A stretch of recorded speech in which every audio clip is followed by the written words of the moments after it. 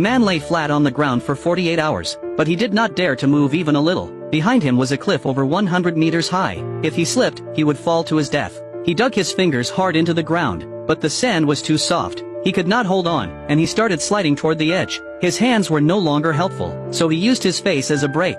That barely stopped him. Just then, his phone rang from inside his backpack. He hesitated. If he answered, he might fall. If he didn't, he might die waiting. Even raising one hand could cause him to slide. So he adjusted his body, pressed his face to the ground, and reached out with the other hand. He finally grabbed the phone, but the next second, he began sliding again. Luckily, he got stuck at the edge. Below the cliff were sharp, dark rocks. 2 more hours passed. His body and mind were near collapse. Then, he started counting the timing of waves crashing into the rocks. If he could use the waves to break his fall, he might survive. When the time was right, he let go and jumped. He fell into the sea, but the water was too shallow. His hips hit the rocks hard. The pain knocked him out.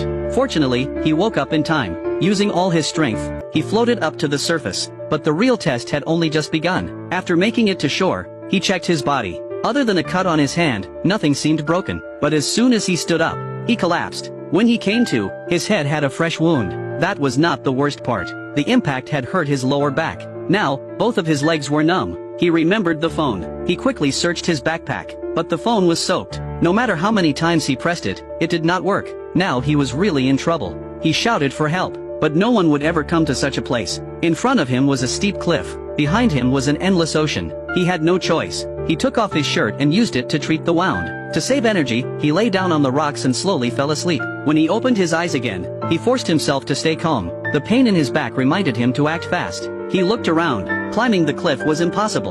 But in the distance, he saw a small island. It was his only hope. He used every bit of strength he had, and rolled himself into the sea. But things were not so simple. His legs could not move, and one hand was badly injured. He could only push forward with the other hand. Soon, he ran out of energy and had to rest on the surface. Then, sharp pain hit his stomach. He choked and swallowed a lot of water. Slowly, he sank below the surface. In that moment before death, he thought of his wife. He could not accept dying like this. The will to live gave him sudden strength. He swung his one good hand upward, and made it back to the surface. But swimming to the island was now impossible. He had no choice but to return to where he started.